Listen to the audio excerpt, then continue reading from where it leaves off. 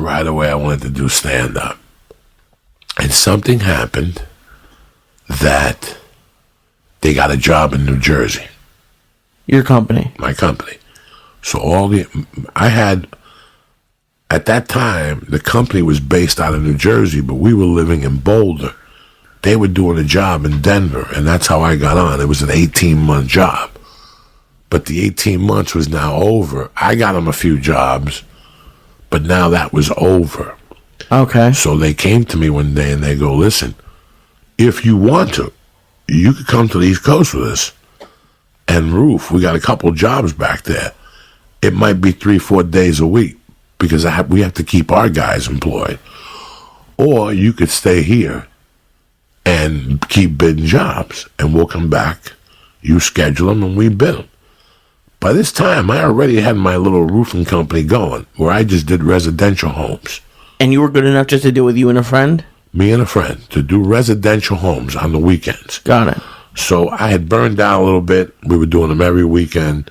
We did about 20 weekends in a row. Wow. And then we took like 3 weeks off and we did another 10. And then, because he roofed all week. Right. So you know, he roofed on a big scale also all week. So the crazy thing was that, sorry about that, people. I had a little fucking allergy to the smoke is killing people. So here I am. So I go, you know what? My buddy calls me one day in the middle of all this. Now it's like February of 90? Of 91. Okay? And one day, before they leave to Jersey, they go, we got 1 day on this place. Can you do it with us? And I go, yeah, come on. I don't give a fuck. Absolutely. And they go, get the supplies for us, and we'll meet you there tomorrow morning at 6. Well, guess what happens? The next morning I wake up, and there's 22 inches of fucking snow. But I shovel my way out, and I head out there because the supplies are still going to drop. And I will never, ever, ever forget that day as long as I live, because the snow was coming down so hard, people, that I couldn't see 4 feet ahead of me. But I didn't have a jacket on. Why? Like I had a hooded sweatshirt and gloves on because it wasn't cold. It was like this really weird blizzard. So by the time I got I think we were doing the job in Arvada. And by the time I got to Arvada, they had shoveled the streets. The ladder was up. My brother-in-law had shoveled the section of the roof. And we were just waiting on supplies. So we're up there, and it's not cold, but you can't see. You can't fucking see, guys, you know? For me, it wasn't cold at that time. For my one brother-in-law, he had a jacket on and whatnot. Now, there's another 2 or 3 guys standing around, and I walk up, and I go, oh, the supplies here, and all of a sudden, boom, as soon as I said that, the truck comes down the block, and, you know, like with a high-low, they pick the stuff up, and then you have to get it on the roof and take the chain off it, and then you disperse it to wherever we need to do the job. This whole time I'm on the roof shoveling, I'm working with them, blah, blah, blah, blah. But now it's 10 o'clock, the stuff comes, and we, you know, now everybody starts to work. But everybody was starving. And they go, Joey, what do you want to do? Do you want to order food? And I go, no, because they had green chili. Oh, shit. Okay. So I would go over there, right, order the breakfast. And while they were fucking preparing the breakfast, I'd have a bowl of green chili. And I'd read the paper. So this is my last day of roofing with them for about 3 months. It's February. They're going to go home. And you're going to be out of a job. So I'm out of a job. Okay, so I'm going to go home. They're going to go home. If they need me, they'll call me. But I wasn't really out of a job. I just was going to have a few weeks off to sell.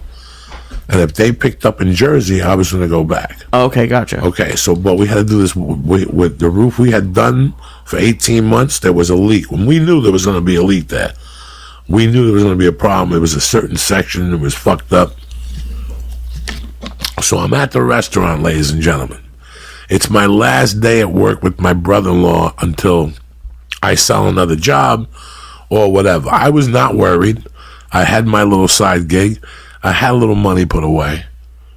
And as I'm eating the bowl of chili there's a Rocky Mountain post right next to me. Okay, just laying there. You ever sit at a table, ladies and gentlemen, there's a fucking newspaper there. And I don't know what.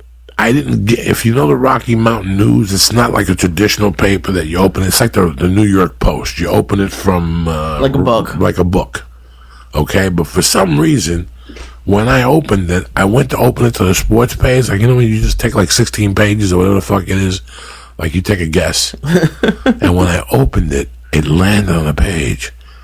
And it was a picture of a stand-up comedian with his hand up in the air and a microphone. And it said... stand-up comedy in Denver, the new explosion. Lee, my fucking heart stopped. And how long ago had you watched the movie? A month. But up to this month, I'm all fucked up in the head. I watched this movie, now I'm more fucked up. And I'm not gonna lie to anybody, I did 911 comedy clubs, 411 comedy clubs, and I did call the Comedy Works after I watched Punchline. And they said it's Tuesday nights, you have to call a week in advance.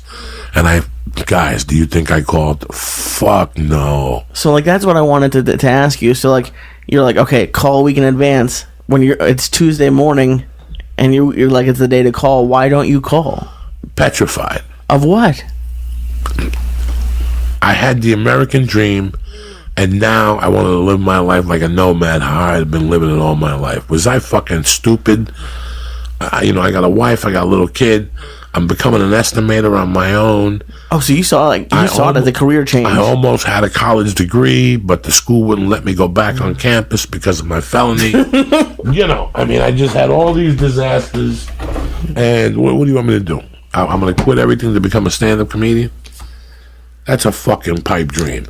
But I open up this newspaper, and it says stand-up comedy, blah, blah, blah, blah, blah, blah, blah, blah, blah. It's huge. It's the explosion of Roseanne. Now, this is February of 91. Roseanne was fucking huge, Lee. Like, the TV show. It's like King of Thrones. It had just dethroned Cosby's. Cosby's had been number one on whatever night on fucking for 8 years in a row. Nobody beat him. Jesus could come on playing the drums for the Beatles, and they still couldn't beat out the fucking Cosby Show. And Roseanne beat him. So Roseanne was the shit now. So all the article was about Roseanne and how she became a comic in Denver and all what's going on in Denver now, the explosion of comedians in Denver, the open mic scene. We're going in like fucking Marines, you understand me? Welcome to church, motherfucker.